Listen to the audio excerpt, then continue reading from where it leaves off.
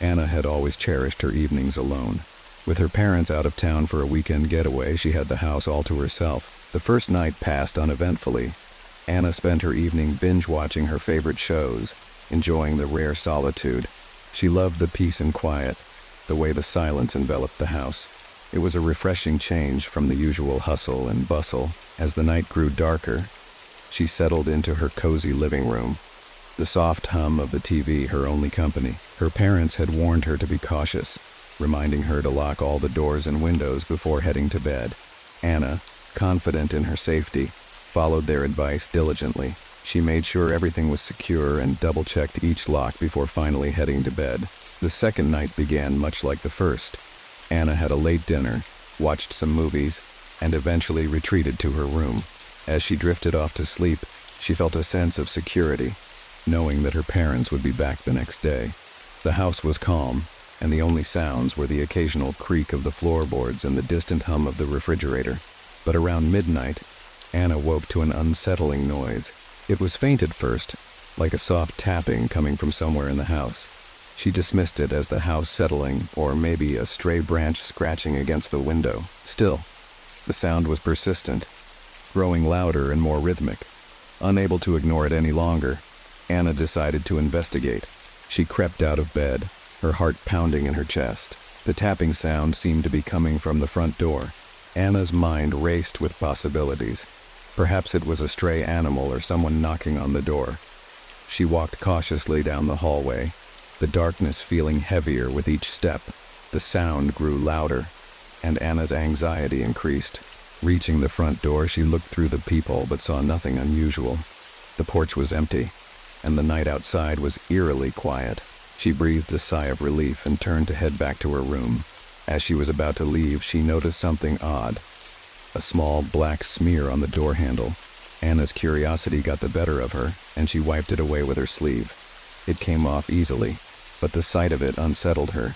She made a mental note to check the locks again and decided to lock the door just to be safe. When she returned to her room, she found it difficult to shake the feeling of being watched. The tapping had stopped, but the unease remained. She tried to go back to sleep, but every creak of the house made her jump. The darkness seemed to press in on her, and she felt as though something was lurking just beyond her sight. The following morning, Anna awoke to find the house in disarray. The living room, which had been tidy the night before, now looked as though someone had rifled through it. Cushions were scattered, and the coffee table was overturned. Her heart raced as she tried to process what she was seeing. Had someone broken in? She immediately checked the front door and the windows. Everything appeared to be locked and secure, but the strange sense of violation lingered. She called her parents, informing them of the situation. They assured her that they would return home as soon as possible, but advised her to stay calm and remain vigilant. Anna decided to inspect the house more thoroughly. As she entered the basement, she noticed that the door was slightly ajar. She was certain she had locked it. With trembling hands, she pushed the door open and descended the stairs. The basement was cold and musty, and the only light came from a small window high up on the wall. As she explored the basement, she found something that made her blood run cold. An old, dusty trunk in the corner covered in cobwebs. Anna approached it cautiously, her heart pounding.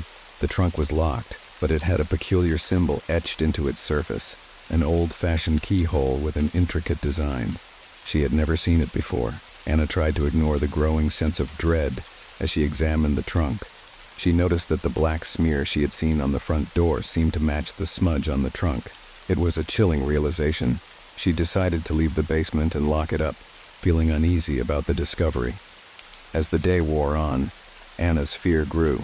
She tried to occupy herself with chores, but her mind kept returning to the basement and the mysterious trunk. Her parents' return was delayed, and she was left alone with her growing anxiety. That night, Anna decided to stay up and keep watch. She set up a makeshift bed in the living room, with a view of the front door. The tapping sound had not returned, but the unease had settled over her like a heavy blanket. Every creak of the house seemed amplified, and she was jumpy and on edge. Around midnight, as Anna tried to keep herself awake, she heard a faint scratching noise coming from the basement. The sound was soft but persistent, like someone, or something, was trying to get out. Her heart raced, and she felt paralyzed with fear. The scratching grew louder, more frantic, and she could no longer ignore it. Anna knew she had to investigate, but the thought of going back to the basement was terrifying. With a deep breath, she grabbed a flashlight and slowly made her way down the stairs. The scratching noise stopped abruptly as she reached the basement door. The darkness felt oppressive, and she shivered as she descended the stairs. When Anna reached the basement, she saw that the trunk was now slightly open, the lid ajar. The scratching noise had stopped, but an eerie silence filled the room. She approached the trunk cautiously, her flashlight flickering as she shone it on the symbol. Her fingers trembled as she reached for the trunk's lid. The smell of old, stale air wafted out as she lifted it. Inside, she found a collection of old clothes, photographs, and various trinkets. Among the items was a worn diary, its pages yellowed with age. Anna opened the diary, her hands shaking. The entries were written in a scrawled, frantic handwriting. They spoke of a man who had lived in the house decades ago, a man who had been obsessed with a dark ritual. The diary detailed his descent into madness, describing how he believed he could summon a presence to watch over him, an entity that would never leave. The last entry was particularly disturbing. It mentioned a final ritual, a dark ceremony performed on the night of a full moon, meant to bind the entity to the house forever. The diary ended abruptly, with a final, desperate plea for forgiveness. Anna was horrified. The diary suggested that the man's ritual had succeeded, and the entity he had summoned was still present in the house. She closed the diary and backed away from the trunk, her fear escalating. She could feel the presence of something malevolent, lurking just out of sight. Anna's fear reached a breaking point. She knew she had to get out of the house. She gathered her things and prepared to leave, but as she reached the front door, she found it locked from the outside. Panic set in as she realized that someone, or something, did not want her to leave. Desperate, she searched for another exit. She tried the windows, but they were all securely locked. The scratching noise returned, now accompanied by a low, guttural growl. It seemed to be coming from the basement, growing louder and more aggressive. Anna's heart raced as she ran back to the basement, searching for a way out. She spotted a small window high up on the wall, but it was too small for her to fit through. The growling grew closer, and she could feel the presence closing in on her. With no other options, she grabbed a heavy object and smashed the window, breaking the glass. With a final burst of adrenaline, Anna climbed through the window and dropped down into the yard outside. She landed awkwardly, but the pain was nothing compared to the relief of being away from the house. She ran to the neighbor's house, frantically knocking on the door. Her neighbors called the police, who arrived shortly after. They investigated the house but found no signs of forced entry or any evidence of a disturbance. The diary and the trunk were gone, leaving no trace of what had happened. Anna's parents arrived soon after, and she told them everything. They were shocked and worried, but they were grateful that she was safe. The house was eventually sold to a new family, and Anna never returned. She moved on with her life, but the memory of that night stayed with her. She often wondered about the entity that had been summoned and whether it still haunted the house. The silence of the house was more ominous than ever, a reminder of the dark presence that had once been there. When Daniel's parents went away for a weekend trip, he was left alone in their large old house. He enjoyed the solitude, relishing the chance to have the entire house to himself. The first night was peaceful. He spent his time playing video games and catching up on some much-needed rest. On the second day, Daniel decided to explore the house more thoroughly. He had always been curious about some of the rooms he rarely visited. The house had a large attic and a basement, both of which were mostly unused. He was determined to explore every corner of the house during his parents' absence. As he wandered through the attic, Daniel came across an old, dusty chest tucked away in a corner. It was covered with a thick layer of dust, and the hinges were rusted. Curiosity piqued, he decided to open it. Inside, he found a collection of old clothes, photographs, and several dusty books. Among the items was a faded handwritten note that caught his eye. The note was written in a shaky, almost illegible script. It mentioned a hidden room in the house, a room that was sealed off and forgotten. The note warned of strange occurrences and urged the reader to stay away. Daniel's heart raced with excitement and fear. The idea of a hidden room, a mystery to unravel, was too tempting to resist. Determined to find the hidden room, Daniel began searching the house more thoroughly. He checked every nook and cranny, trying to find any indication of a secret passage or hidden door. He explored the attic, basement, and every closet, but found nothing. On the third day, Daniel's frustration grew. He had almost given up when he stumbled upon an old, dusty bookcase in the basement. It seemed out of place, as if it didn't belong there. The bookcase was filled with old, worn-out books, and had a peculiar smell of mildew. As he examined the bookcase, he noticed something strange. A small, hidden latch on the side. He hesitated for a moment, then pulled the latch. To his amazement, the bookcase swung open, revealing a narrow passageway behind it. Daniel's excitement was palpable as he stepped into the passage, flashlight in hand.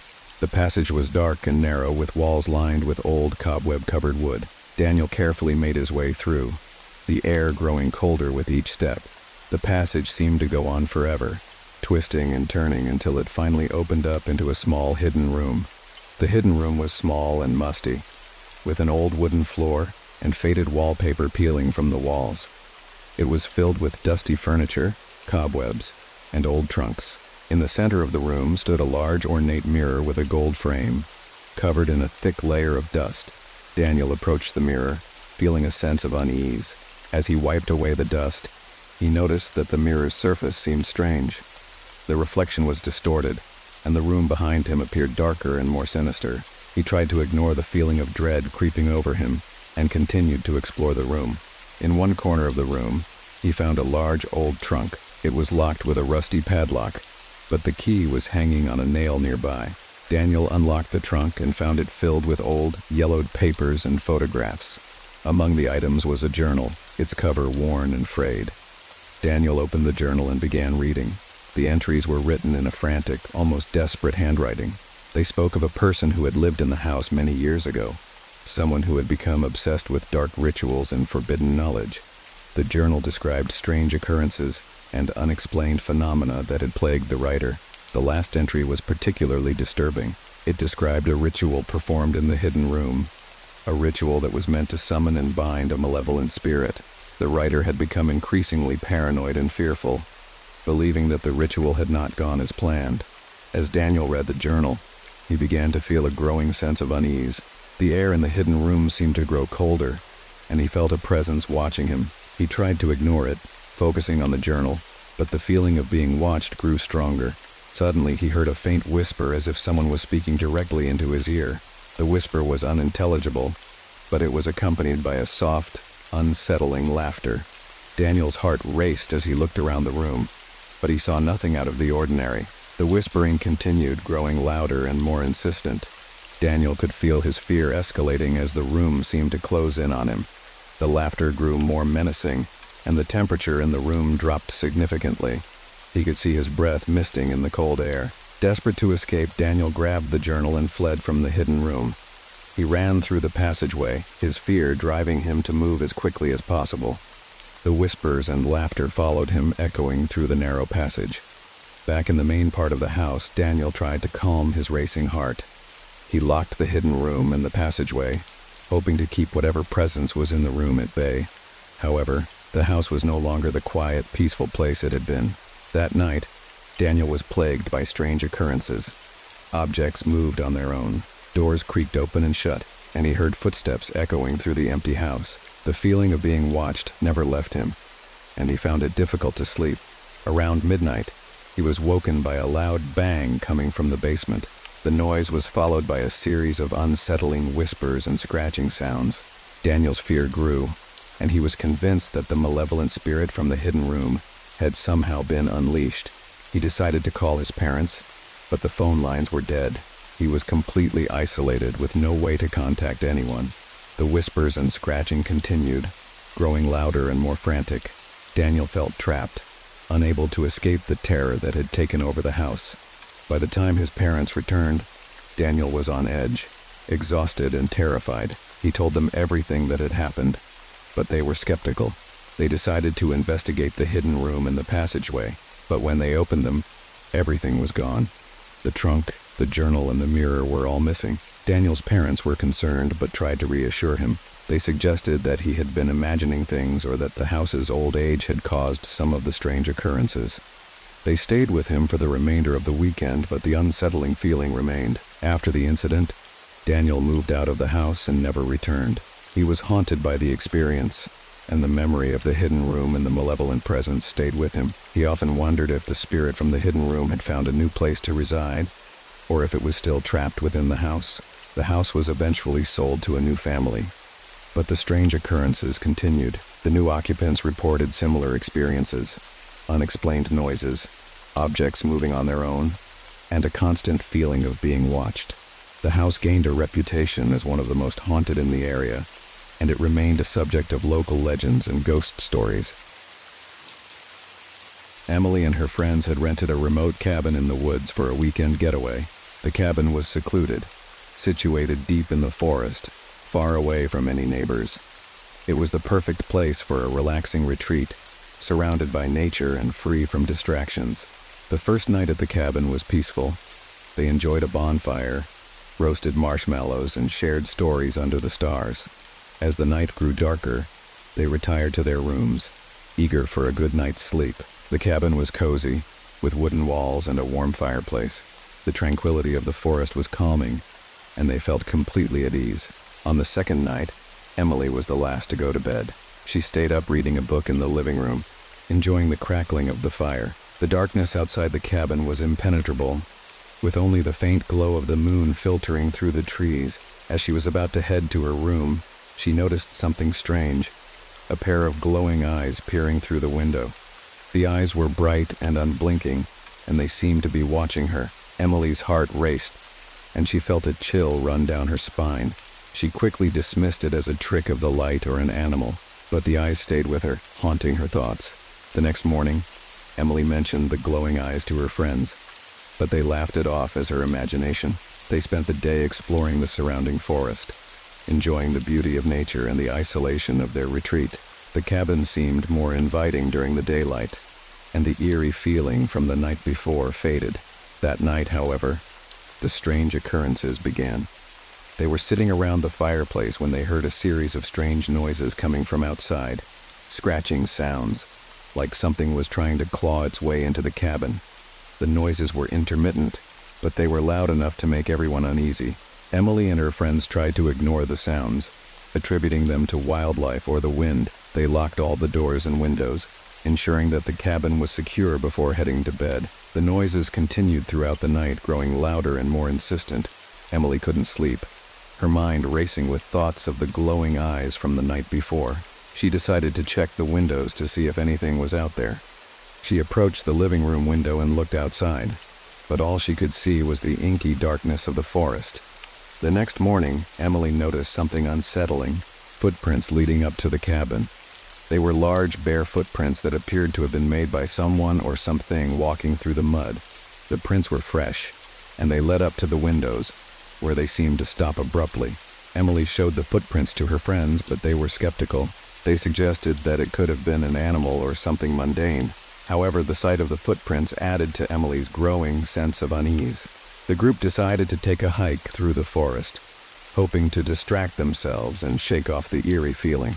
As they walked, they found more strange markings on the trees, scratches and symbols carved into the bark. The symbols were crude and seemed to form a pattern, but their meaning was unclear. Emily's fear intensified. She couldn't shake the feeling that they were being watched, that something was lurking in the forest, observing their every move. That night, the disturbances in the cabin escalated.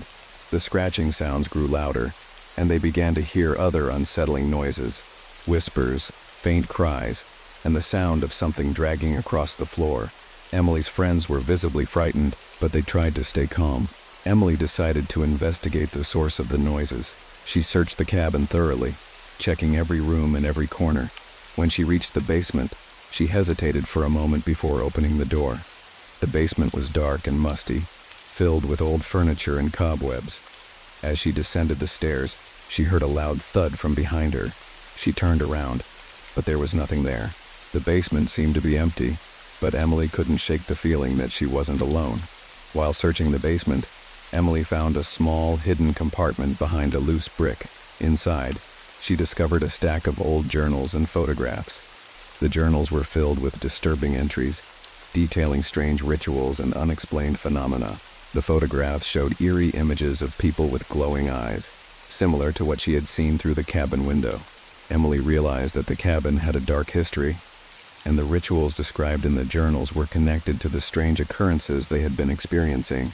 The entities described in the journals seemed to match the glowing eyes and the unsettling feelings they had been encountering. That night, the atmosphere in the cabin became increasingly tense. The scratching sounds were now accompanied by loud banging noises, as if someone or something was trying to break into the cabin. Emily and her friends huddled together, terrified and unsure of what to do. As the night wore on, the noises grew louder and more frantic. Emily's fear reached its peak, and she decided to confront whatever was haunting them. She and her friends armed themselves with flashlights and made their way to the living room, where they saw the glowing eyes again, this time more menacing and close to the window. With trembling hands, Emily shone her flashlight outside, but the eyes disappeared. The scratching and banging continued, and the cabin seemed to be under siege. Emily and her friends felt a sense of impending doom as the entity's presence grew stronger. Desperate to escape, they packed their belongings and fled the cabin, leaving behind the dark history and the malevolent entities that had tormented them. As they drove away, they looked back and saw the cabin in the distance, shrouded in darkness and silence. The cabin remained abandoned, and its reputation as a haunted location grew. Local legends spoke of the malevolent entities that lurked in the forest, watching and waiting for their next victims. The story of Emily and her friends became a chilling reminder of the dangers that lay hidden in the remote corners of the world. Sarah was enjoying a peaceful evening at home, alone for the weekend while her roommate was out of town. She had planned to relax and catch up on some much-needed rest. The house was quiet, with only the soft hum of the refrigerator and the occasional creak of the floorboards breaking the silence. As Sarah settled down on the couch with a book, she heard a knock at the front door. Surprised, she glanced at the clock. It was well past midnight. Hesitant but curious, she approached the door and peered through the peephole. To her shock, there was no one there. Confused, she opened the door slightly and looked around the porch. Nothing seemed out of the ordinary, but the feeling of being watched lingered. Sarah decided to ignore it and return to her book. However, she couldn't shake the unsettling feeling that something was wrong. The next night, the doorbell rang again at the same time. This time, Sarah saw a figure standing in the dim light, a man in ragged clothes looking disheveled and lost. She felt a pang of sympathy, but also a sense of unease. The man asked for help, claiming he had lost his way and needed a phone to call for a ride. Despite her better judgment, Sarah let him in, thinking she could offer some assistance. She provided him with the phone and watched as he dialed a number. After a brief conversation, the man thanked her and left, disappearing into the night. Sarah locked the door behind him, feeling a mixture of relief and discomfort. The following morning, Sarah noticed something strange. Her front door, which she had locked securely the night before, was slightly ajar. She couldn't remember leaving it open, and her sense of unease grew. She checked the house thoroughly, but found nothing out of place. Later that day, Sarah returned home from running errands and discovered that some of her belongings had been moved. Her favorite picture frames were no longer on the mantel, and a few items from her kitchen were missing. She tried to convince herself that she might have misplaced them, or that her memory was playing tricks on her. That night, Sarah tried to ignore her fears and went to bed early. However, she was jolted awake by a noise coming from the living room, a soft shuffling sound, as if someone was moving around. She lay in bed, listening intently, her heart pounding. The noise continued, and she could hear faint whispers, though she couldn't make out what was being said. Feeling a surge of courage, Sarah got up and crept into the living room, but the noise stopped as soon as she entered. Everything seemed normal, and she found no sign of an intruder. Shaking her head, she went back to bed, trying to convince herself that it was just her imagination. The next morning, Sarah found a strange object in her living room, a small, intricately carved wooden box that she was sure she hadn't seen before. It was placed in the center of the room, as if someone had deliberately left it there. She picked it up, examining it closely. The box was old and worn, with elaborate designs carved into its surface. When she opened the box, she was taken aback. Inside, there was a collection of old photographs, each depicting different people in various states of distress. The faces in the photographs seemed oddly familiar, and Sarah realized that they were people she had seen in the neighborhood. Among the photographs was a single handwritten note that read, "I'm watching you." Sarah felt a chill run down her spine. She couldn't understand why someone would leave such a disturbing message in her home. She decided to call the police, but when they arrived, they found no evidence of an intruder and couldn't offer any explanations. The officer suggested that it might have been a prank, but Sarah wasn't convinced. As the days went by, Sarah's anxiety increased. She couldn't shake the feeling that someone was watching her every move. She began to notice strange occurrences around the house. Objects would be out of place, and she would hear footsteps even when she was alone. One night, Sarah was in her bedroom when she heard a scratching sound coming from the wall. She thought it might be a rodent, but was too terrified to investigate. The scratching continued, growing louder and more persistent. She felt as if something was trying to get through the wall, and her fear escalated. She decided to call her roommate, but her calls went unanswered. Her roommate was out of town and had not checked in for days. Sarah felt isolated and helpless, unable to escape the creeping sense of dread that had taken over her life. Late one night, Sarah decided she couldn't take it any longer. She resolved to confront whatever was causing the disturbances in her home. Armed with a flashlight and a sense of determination, she searched the house from top to bottom. When she reached the basement, she noticed a door she had never seen before, an old wooden door with rusty hinges. Her heart raced as she opened it, revealing a small, dark room filled with old furniture and dusty boxes. In the corner of the room was a large mirror, covered with a dirty sheet. Sarah approached the mirror, feeling a mix of fear and curiosity.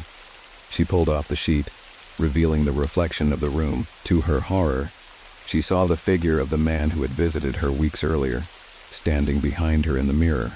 His eyes were cold and empty, and his face was twisted into a malevolent grin. Sarah screamed and stumbled backward, knocking over a stack of boxes. The mirror shattered, and the room was plunged into darkness. The scratching sounds and whispers intensified, filling the space with a cacophony of terror. The next morning, Sarah's roommate returned home. She found Sarah sitting in the living room, shaken and distraught. Sarah explained everything that had happened, but her roommate was skeptical. They decided to leave the house and stay with friends until they could figure out what to do next. The house was eventually sold to a new family, but the strange occurrences continued. The new occupants reported hearing eerie noises, seeing shadowy figures, and feeling an unsettling presence. The house gained a reputation as one of the most haunted in the area, and the story of Sarah's terrifying experiences became a local legend.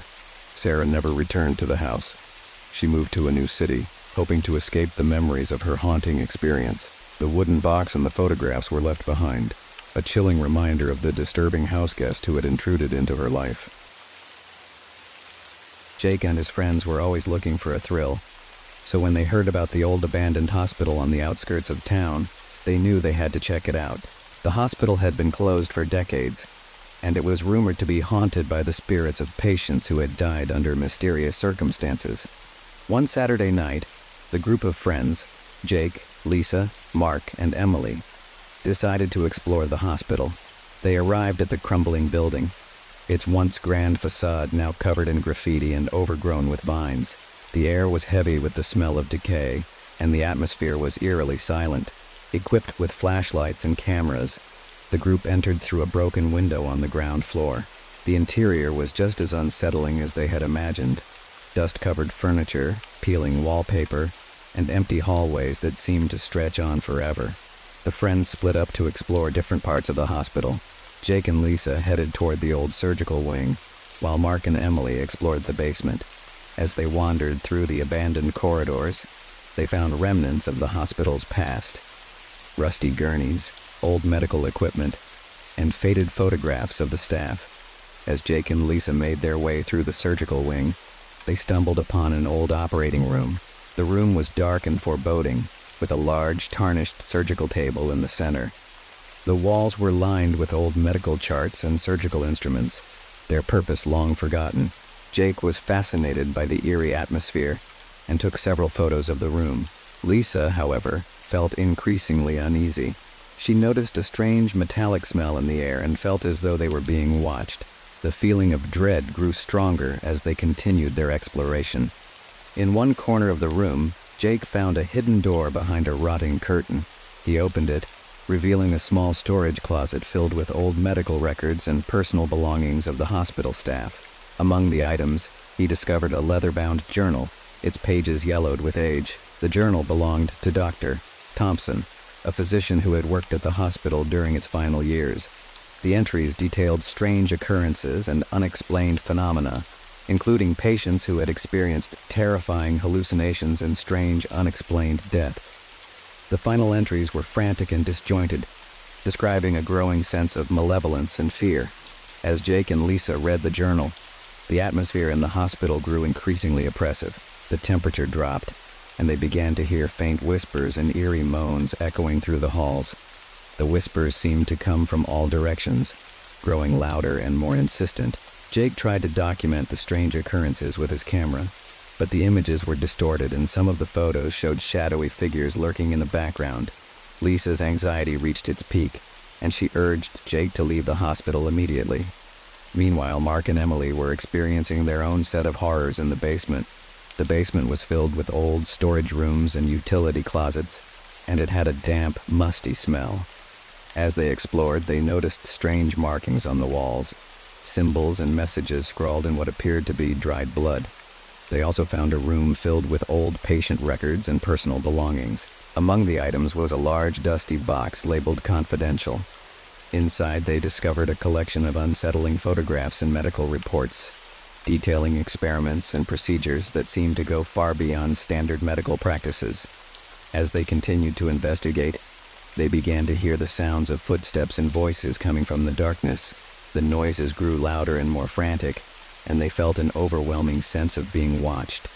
Back in the surgical wing, Jake and Lisa were about to leave when they heard a loud crash from the hallway. They turned around and saw a shadowy figure standing at the end of the corridor. The figure was tall and menacing, with glowing eyes that seemed to pierce through the darkness. Fearful and disoriented, Jake and Lisa tried to find their way back to the entrance, but the hospital seemed to have changed. The hallways twisted and turned, leading them deeper into the building. The whispers and moans grew louder, and the oppressive atmosphere made it difficult to breathe. As they stumbled through the maze of corridors, they encountered more shadowy figures, ghostly apparitions of patients and staff, their faces twisted in agony. The figures reached out toward them, their spectral hands clawing at the air. Jake and Lisa finally found their way back to the main lobby, where they were reunited with Mark and Emily. The group was shaken and frightened, but they were determined to leave the hospital as quickly as possible. The friends hurried toward the exit, but the hospital seemed to be fighting against them. Doors that had been open moments before were now locked or blocked, and the hallways seemed to close in around them. The sounds of ghostly laughter and whispers echoed through the building, heightening their sense of panic. Jake's camera captured disturbing images of the hospital's haunted interior, dark shapes and spectral figures moving in and out of the frame. The photographs showed scenes of horror and despair, and the friends could see the malevolent presence that had been following them. As they reached the main entrance, they found the door was stuck. They pulled and pushed, desperate to escape, but the door wouldn't budge. The shadowy figures closed in on them, their whispers growing louder and more sinister. With a final, desperate effort, the group managed to force the door open and escape into the night. They ran to their car, their hearts pounding, and drove away from the hospital as fast as they could. The friends never spoke of their experience at the hospital again. The haunting memories and the disturbing images they had captured haunted them long after they left. They avoided discussing the incident, and each of them tried to move on with their lives. The abandoned hospital remained a place of mystery and fear. Rumors circulated about the malevolent entities that resided within its walls, and the building was eventually condemned. Despite its closure, the legend of the haunted hospital continued to attract thrill-seekers and paranormal investigators, drawn by the eerie tales of its haunted past. Jake, Lisa, Mark, and Emily carried the weight of their experience with them, forever marked by their encounter with the dark forces that haunted the abandoned hospital.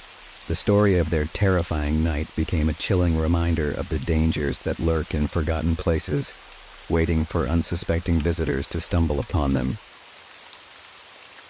When Tom received the invitation to explore the old asylum, he couldn't believe his luck. He and his friends, Jenna, Mike, and Lily, had always been fascinated by urban exploration and haunted places. The asylum, abandoned for decades and shrouded in rumors of dark experiments and ghostly apparitions, seemed like the perfect adventure. The invitation came from a mysterious figure who claimed to have insider knowledge of the asylum's darkest secrets. It was handwritten on old parchment, the ink smeared and faded. The note promised an experience unlike any other, and Tom's curiosity was piqued. They arrived at the asylum on a chilly autumn evening. The building loomed before them, its once grand structure now decaying and overgrown. The windows were shattered, and the doors hung precariously on their hinges. An eerie silence surrounded the place, broken only by the distant sound of wind rustling through the trees. With flashlights and cameras in hand, the group entered through a side door that had been forced open. The interior was even more unsettling. Broken furniture, scattered papers, and the remnants of what had once been a place of suffering and despair. As they explored the asylum, the group was struck by the sheer scale of the place. Hallways stretched endlessly, leading to decrepit wards and offices. The walls were covered in peeling paint and strange symbols that seemed to have been drawn in a frenzy. In one of the treatment rooms, they found old medical equipment, rusty restraints, cracked glass jars filled with mysterious substances, and faded diagrams of the human brain. Jenna's curiosity got the better of her, and she examined the equipment closely, taking photos and making notes. The group's exploration led them to the asylum's basement, where they discovered a hidden passage behind a bookcase. The passage was narrow and steep, leading to a series of dark underground rooms. In one of these rooms, they found a large, dusty box labeled "Confidential." Inside were photographs and documents detailing experiments on patients, including records of inexplicable phenomena and descriptions of bizarre behavior. Tom began to feel a sense of dread as he read through the documents. The experiments described seemed to involve mind control and manipulation, and the patients had reported hearing voices and experiencing terrifying hallucinations. The accounts mirrored the strange occurrences they had been experiencing since entering the asylum. As night fell, the atmosphere in the asylum grew increasingly oppressive. The temperature dropped, and the group began to hear unsettling noises, distant cries, footsteps echoing through the halls, and whispers that seemed to come from nowhere. Mike, feeling increasingly uneasy, suggested they should leave. However, their path back seemed to have changed. The hallways and rooms appeared different, and the once familiar layout of the asylum became a disorienting maze. The whispers grew louder and more insistent, and the group saw shadowy figures darting in and out of the corners of their vision. The figures seemed to be watching them, their presence both malevolent and sorrowful. Lily was particularly affected, her face pale and her eyes wide with fear. In one of the wards, they encountered an apparition, a ghostly figure of a former patient, trapped in an endless loop of torment. The figure reached out toward them, its eyes filled with anguish. The friends felt a chill run down their spines as they realized that the spirits of the asylum were not just passive observers. They were actively trying to communicate or perhaps to warn them. Desperate to escape, the group pushed through the asylum's corridors, but the building seemed to fight against them. Doors slammed shut, and the shadows grew darker, as if the asylum itself was alive and intent on trapping them within its walls. In the main hall, they encountered a group of spectral figures, patients and staff, their faces twisted in agony.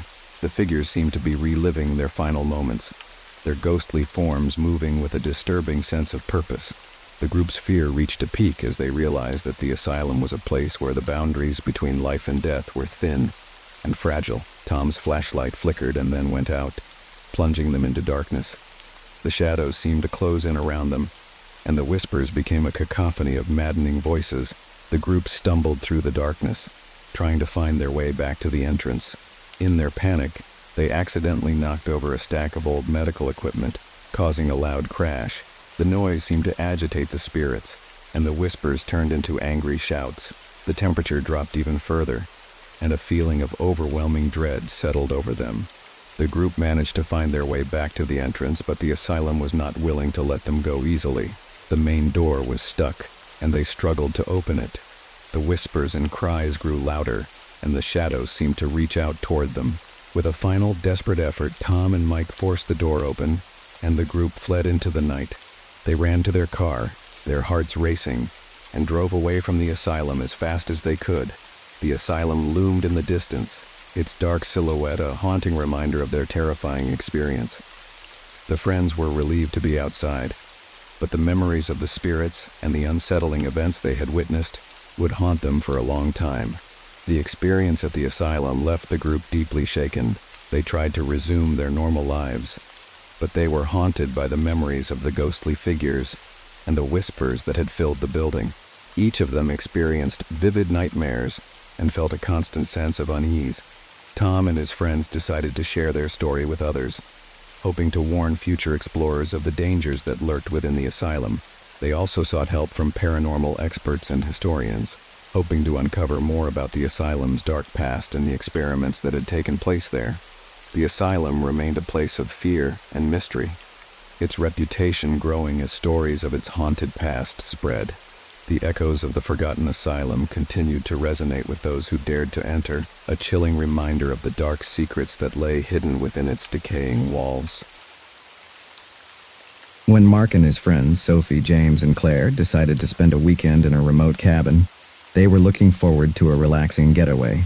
The cabin, located deep in the woods and far from civilization, seemed like the perfect place to unwind and escape the hustle and bustle of everyday life. They arrived at the cabin on a crisp autumn afternoon, the air filled with the scent of pine and fallen leaves. The cabin was quaint and rustic, with a stone fireplace and large windows that offered a beautiful view of the surrounding forest. The friends settled in, excited to enjoy their secluded retreat. As night fell, they lit a fire in the fireplace and settled down with drinks and snacks. The cabin was cozy, but there was something off about it. A strange feeling of being watched that none of them could shake. They laughed it off, attributing it to the isolation and the eerie quiet of the forest. The first night in the cabin was uneventful, but the following night strange noises began to disturb their peace. They heard scratching sounds on the walls and the faint sound of footsteps outside. The noises were intermittent, and when they investigated, they found nothing unusual. Mark, who was particularly unnerved by the sounds, decided to set up a camera outside to capture any movement.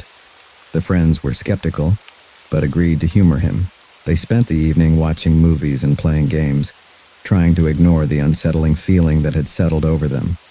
Around midnight, the scratching noises grew louder, and the friends began to feel an increasing sense of dread. They checked the footage from the camera and were shocked to see a shadowy figure moving around the cabin. The figure appeared to be tall and gaunt, with elongated limbs and a dark, featureless face. As the nights went by, the disturbances continued. The friends began to experience strange occurrences, objects moving on their own, unexplained cold spots, and the feeling of being watched. They tried to stay calm and rational, but the atmosphere in the cabin grew increasingly tense. One night, Claire woke up to find her bedroom door wide open. She had locked it before going to bed, and she was certain she hadn't left it open. The feeling of fear grew as she realized that the scratching noises had intensified and seemed to be coming from inside the cabin. Claire woke the others, and they decided to investigate the source of the noises. They searched the cabin thoroughly, checking every room and every corner, but found nothing out of place. The sense of unease only grew stronger, and they began to feel trapped in their own cabin. The friends decided to do some research about the cabin and its history. They discovered that the cabin had once belonged to a reclusive hermit who had lived alone in the woods. The hermit had disappeared under mysterious circumstances, and there were rumors of strange rituals and dark practices. The more they learned, the more they realized that the disturbances they were experiencing might be connected to the hermit's dark past. They found old newspaper clippings and articles detailing the hermit's obsession with the occult and his strange behavior. One of the articles mentioned that the hermit had been rumored to perform rituals to summon entities from another realm. The friends began to wonder if the disturbances they were experiencing were the result of these rituals, or if the hermit had summoned something that was now haunting the cabin. Determined to get to the bottom of the mystery, the friends decided to perform a cleansing ritual to rid the cabin of any malevolent entities. They gathered supplies and followed instructions they had found in an old book about banishing spirits. As they performed the ritual, the disturbances reached a peak. The temperature in the cabin dropped drastically, and the scratching noises became frenzied. The shadowy figure appeared again, moving closer and closer to them. The friends could feel an overwhelming sense of anger and malevolence emanating from the figure. Despite their fear, they continued with the ritual, reciting prayers and making offerings. The shadowy figure seemed to writhe and distort, its form becoming increasingly chaotic. With a final, powerful chant, the friends completed the ritual, and the figure let out a haunting wail before vanishing. The morning after the ritual, the friends felt a profound sense of relief. The cabin was quiet, and the unsettling feeling that had plagued them was gone. They packed their belongings and left the cabin, eager to return to civilization. The experience left a lasting impact on them. They were grateful to have escaped the cabin and its dark secrets, but they couldn't shake the feeling that something had followed them back. Each of them continued to experience vivid nightmares and feelings of unease, as if the entity they had encountered was still lurking in the shadows. The cabin remained abandoned, its dark past a cautionary tale for those who dared to venture into the woods. The story of the sinister cabin and the hermit's dark rituals continued to be shared among locals, a chilling reminder of the dangers that can lurk in the most unsuspecting places. When Emily was offered a babysitting job for the evening, she was excited. The parents, Tom and Lisa, had a young daughter, Lily, who was just 5 years old. They had recently moved to a large old house on the edge of town, and Emily was eager to explore the new environment. Tom and Lisa were attending a charity event and needed someone to watch Lily while they were out. They gave Emily a tour of the house and explained Lily's bedtime routine. The house was charming, but had a slightly eerie feel to it. The walls were adorned with antique portraits, and the creaky floorboards added to the old-world atmosphere. After Tom and Lisa left, Emily settled in with Lily, who was already in her pajamas and excited for bedtime stories. The evening started off well, with Lily telling Emily about her favorite bedtime stories and playing with her dolls. Emily noticed that Lily seemed particularly fond of one doll, a vintage-looking porcelain figure with a cracked face and a faded dress. As the night progressed, Emily began to feel uneasy. The house was large, and the sounds of creaking wood and distant thuds seemed to come from nowhere. The air felt heavy, and Emily couldn't shake the feeling that someone, or something, was watching her. While Lily was asleep, Emily decided to explore the house a bit. She wandered through the rooms, admiring the old furniture and the unique architecture. In the basement, she found an old trunk filled with vintage clothing and photographs. One of the photographs caught her eye. It was a picture of a young woman in a similar dress to the one worn by Lily's doll. Emily returned upstairs and tried to dismiss her unease. She sat in the living room, reading a book while the house settled into silence. But as the hours passed, the strange occurrences became more frequent. She heard soft footsteps behind her, though she was alone in the room. Objects seemed to move on their own, and the temperature in the house dropped inexplicably.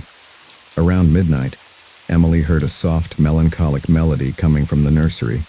The music box that Lily had left on a shelf was playing on its own.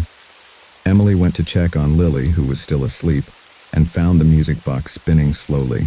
As she was about to return to the living room, she saw a shadowy figure standing in the doorway of the nursery. The figure was faint and translucent, but Emily could make out the outline of a woman in a vintage dress. The apparition seemed to be watching her with sorrowful eyes. Emily tried to convince herself that it was just her imagination, or a trick of the light. She turned on the lights and searched the house, but found no sign of anyone else. The figure was gone, but the feeling of being watched persisted. Emily felt a shiver run down her spine and decided to stay close to Lily, not wanting to be alone in the house. The next day, after Tom and Lisa returned, Emily decided to share her experiences with them. She was hesitant but felt it was important to tell them about the strange occurrences and the ghostly figure she had seen. Tom and Lisa listened intently, their faces growing serious. They revealed that the house had a dark history. The previous owner had been a young woman named Clara, who had vanished mysteriously years ago. Her disappearance had never been explained, and there were rumors that she had been involved in a tragic love affair. They also mentioned that Clara had been known for her collection of antique dolls, including one that was very similar to the one Lily had. The doll had been found in the attic, and they had decided to keep it as part of the house's history.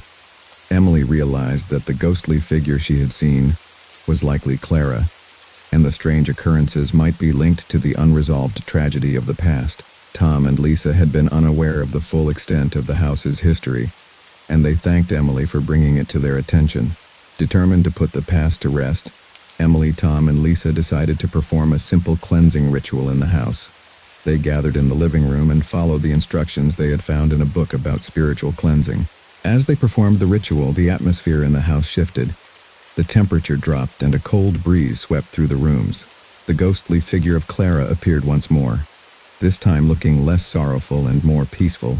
Clara seemed to acknowledge their efforts, and the whispers and strange occurrences began to subside. The apparition gradually faded, leaving behind a sense of calm and resolution. Emily, Tom, and Lisa felt a profound sense of relief as the house seemed to return to its normal state. With the haunting resolved, Emily continued to babysit for Tom and Lisa, who had become friends. The house felt different, less oppressive, and more welcoming. Lily's doll remained a cherished part of their home, a reminder of the history and the spirit that had once lingered there. Emily's experience became a story that she shared with friends, a chilling reminder of the past and the power of unresolved emotions. The mansion on the hill was no longer just a place of eerie occurrences, but a home filled with warmth and new beginnings. The haunting of the forgotten mansion was a story of the past finding peace and the living moving forward. The house stood as a testament to the strength of those who faced their fears and helped to bring solace to the restless spirits of history.